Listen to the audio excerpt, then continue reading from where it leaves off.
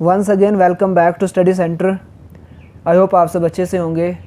तो एक बार फिर से वही डिसीजन, वही तारीख पे तारीख, वही एक हियरिंग पे दूसरी हियरिंग, ये सब जो प्रोसेस है, ये सब प्रोसेस कंटिन्यूसली 2-3 साल से चल रहा है। और आज भी जो Jammu and Kashmir Ladakh high court का जो फाइनल हियरिंग थी 28 फेब को, उसने अपना ऑर्डर जो था वो फाइनल जजमेंट के लिए रिजर्व कर लिया था। तो अभी अभी जो डबल बेंच है उसका फाइनल जजमेंट आया, तो उन्होंने अगेन लटका दिया है केस को, यानी उन्होंने ट्रांसफ़र कर दिया है दोबारा से सिंगल बेंच के पास केस को। तो अगर ये लटकाना ही था कभी सिंगल बेंच डबल बेंच के पास, तो पहले ही सिंगल बेंच का ही जो डिसीजन था उसको ही कंटिन्यू रख लेते, कम से कम आज तक चीज़ें और ज़्यादा थोड़ी आगे हुई होती। लेकिन नहीं, 2 महीने केस को लटकाया, आज दोबारा से सिंगल बेंच में केस को ट्रांसफ़र कर दिया। अब सिंगल बेंच में दोबारा से चीज़ें सुनी जाएंगी और फिर सिंगल बेंच दोबारा से हियरिंग पे हियरिंग देगा। तो ये सब चीज़ें हो रही है और कहीं ना कहीं एट द एंड जो सफ़र कर रहा है वो कैंडिडेट सफ़र कर रहे हैं। यहाँ पे मैं आपको कोर्ट का जो ऑर्डर है, ऑफिशियल ऑर्डर, वो मैं पढ़ के आपको सुनाता हूँ। यहाँ पे ये सब चीज़ें लिखी हुई है कि ये हुआ, पहले वो हुआ, जो हम 4-5 महीनों से देख रहे हैं वही चीज़ें यहाँ पे लिखी हुई है। तो देखते हैं एंड पे कि क्या रिज़ल्ट लिखा है इन्होंने। यहाँ पे आप देख सकते हो, ये है लास्ट वाला पैराग्राफ।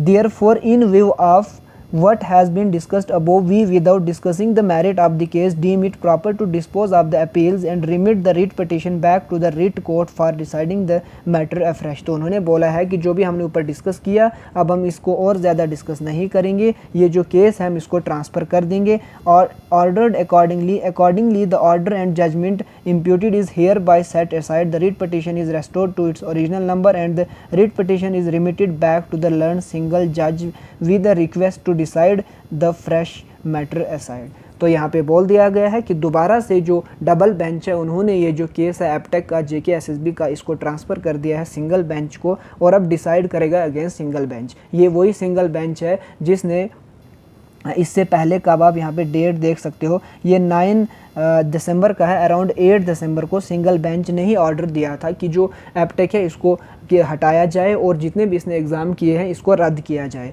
तो ये अगर उसने तब ये वाला डिसीजन दिया था, तो आज फिर से इसी के पास डिसीजन लाने की क्या ज़रूरत थी? कुछ इस तरह की चीज़ें हैं जो समझ में नहीं आ रही है हम सब के, लेकिन इस सब के बीच में कहीं ना कहीं जो सफ़र कर रहा है वो जम्मू एंड कश्मीर के यूथ ही कर रहे हैं। क्योंकि देखिए डिले हो रहा है टाइम का, और ये एक ऐसा टाइम नहीं है कि हम 10 साल कंटिन्यूसली प्रोटेस्ट करेंगे, 10 साल कंटिन्यूसली वेट करेंगे किसी एक एग्ज़ाम के लिए। फाइनेंस अकाउंट असिस्टेंट के अराउंड 3 साल हो गए, अभी भी एग्ज़ाम नहीं हुआ। और अब अगर यहाँ पे देखिए एक और चीज़, ये जो डिलेमा में डाल रहे हैं, डबल बैरल्ड ऑर्डर दे रहे हैं। यहाँ पे एक तरफ से बोला है कि जो सिंगल बेंच है उसके पास केस चला गया, ठीक है, एक चीज़ ट्रांसफ़र कर दिया केस। लेकिन दूसरी चीज़ यहाँ पे साथ साथ बोल दी गई है, तब तक जो इंटीरियम डायरेक्शन जो 9/12 को दिया था, यानी जो 9/12 को डिसीजन दिया था डबल बेंच ने डिसीजन दिया था कि जो Jammu and Kashmir service selection board है वो अपना प्रोसेस कंटिन्यू कर सकती है लेकिन रिजल्ट नहीं निकाल सकती है। तो यही प्रोसेस जो 3 साल से 4 साल से 2 साल से चल रहा है कि एग्ज़ाम कराओ,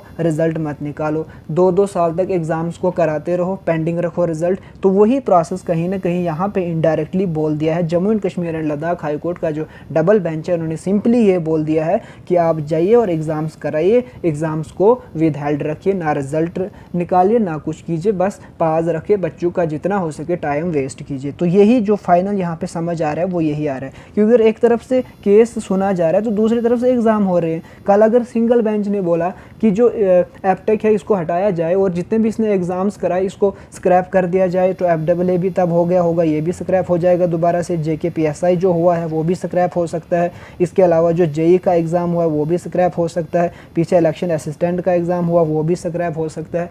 तो ये स्क्रैप, दोबारा से एग्ज़ाम, दोबारा से स्कैम, दोबारा से स्क्रैप, दोबारा से कोर्ट केस, कब तक चलेगा आखिर? तो ये सब चीज़ें कहीं ना कहीं देखिए, कल से मैं जितने भी वीडियोस बना रहा था मैं हर एक में आपको बोलता था कि ऑनरेबल हाई कोर्ट के पास डिसीजन है, ऑनरेबल हाई कोर्ट के पास केस है, तो कुछ न कुछ अच्छा ही होगा। लेकिन आज जितना डिसअपॉइंटिंग ऑर्डर आया, आई थिंक इससे डिसअपॉइंटिंग नहीं हो सकता है, क्योंकि चीज़ें ऊपर कभी सिंगल बेंच में जा रही, कभी डबल बेंच में जा रही हैं, तो चीज़ें ट्रांसफ़र ही हो रही है, कुछ आता पता है नहीं कि फाइनली क्या करना है। और यहाँ से एक और चीज़ JKSSB को कंटिन्यू करने का भी ऑर्डर दिया है। तो ये कंटिन्यूसली एग्ज़ाम्स करा देगी सारे के सारे, तब तक 1 साल भी हो जाएगा और एक ही साल एपटेक का जो टेंडर है वो 1 साल के लिए ही है। फिर ये दूसरी कंपनी भी हायर कर सकते हैं। लेकिन यहाँ पे इस सब के बीच में अगर किसी को नुकसान हो रहा है, कोई सफ़र कर रहा है, वो है जम्मू एंड कश्मीर के वो एस्पायरेंट्स, वो डिज़र्विंग कैंडिडेट्स जो 5-5 साल से प्रिपेयर कर रहे हैं। ये सफरिंग्स, ये प्रॉब्लम्स होनी चाहिए थी उन स्कैमर्स को जिन्होंने स्कैम किया, लेकिन स्कैमर्स को कुछ भी नहीं। जो प्रॉब्लम्स और जो डिफ़िकल्टीज़, जो डिप्रेशन का शिकार हो रहा है, वो हो रहे हैं हार्ड वर्किंग कैंडिडेट्स। तो यही चीज़ें थी। अब क्या करना है आगे देखेंगे। अभी मैं शाम को और डिटेल में वीडियो लाऊंगा। अभी मेरा मन बिल्कुल भी नहीं कर रहा है कि मैं किस तरह से चीज़ें डिफ़ाइन करूँ। यहाँ पे इतना ज़्यादा डिसअपॉइंट हुआ इन सब चीज़ों से। तो आज की वीडियो में इतना रखते हैं, मिलते हैं नई वीडियो में। तब तक के लिए अपना ख्याल रखिए। Thank you so much.